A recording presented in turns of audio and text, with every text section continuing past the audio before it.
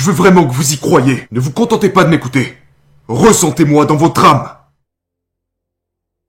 Croyez que vous pouvez gagner.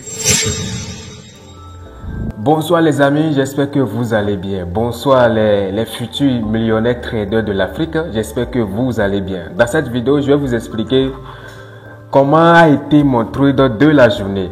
Donc, j'espère que vous avez la pêche. Quels sont comme ça? Nous sommes en M15, comme vous savez. Moi, je trade uniquement le gold et je pratique ça en M15. Voilà, donc, quels sont comme ça? On voit que le marché a effectué la cassure ici. Donc, changement de tendance, le marché a effectué la cassure ici.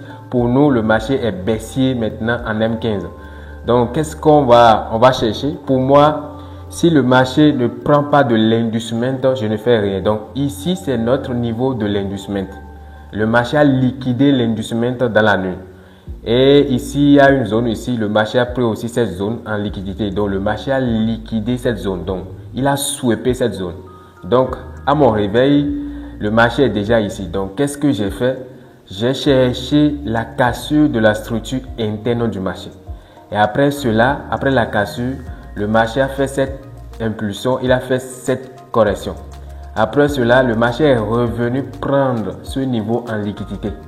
Et c'est à ce moment que moi, je me suis positionné ici après avoir tracé cette zone. C'est une zone de très forte probabilité. Donc, dans mon plan, je dois prendre un trade dans cette zone. Donc, après avoir pris le trade, j'ai placé mon stop loss juste en dessous de la zone. Parce que, bon, c'est une zone de forte probabilité. Et un vrai trader sniper n'a pas peur de placer des stop loss serrés. Parce que vous avez déjà habitué à cela.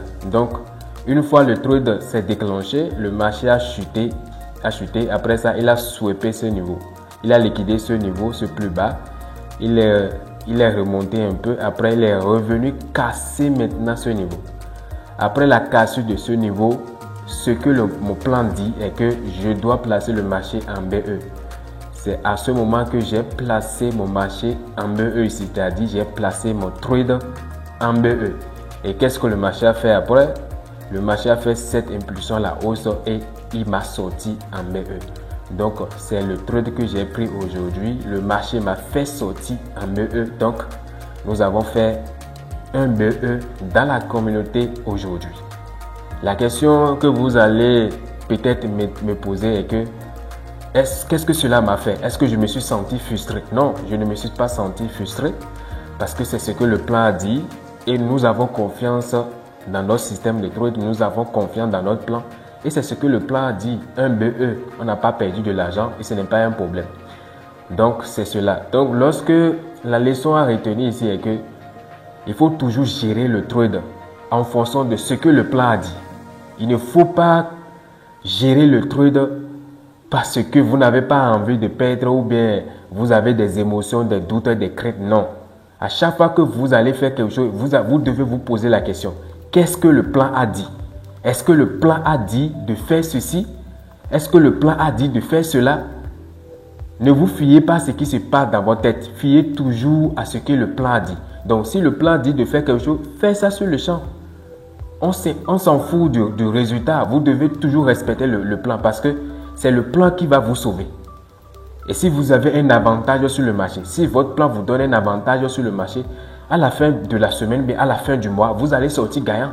Et c'est pourquoi je vous ai toujours dit de ne jamais juger votre performance sur des trades pris individuellement. Votre performance doit être jugée sur l'ensemble de vos trades. C'est de ça qu'il s'agit. La performance doit être jugée sur l'ensemble de vos trades. Peut-être que vous allez prendre peut-être un exemple, 10 trades dans la semaine. Si vous prenez 10 trades, vous allez faire des stop loss et des gains. À la fin de la semaine, mais à la fin du mois, vous allez sortir gagnant si vous avez un avantage sur le marché. Il suffit juste que vous faites 2 TP sur 10 trades. En tout cas, en ce qui me concerne, et je vais sortir la semaine en positif.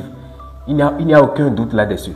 Donc, respectez toujours le plan. N'ayez pas peur de faire des stop loss. N'ayez pas peur de faire des BE. Ça fait partie du plan.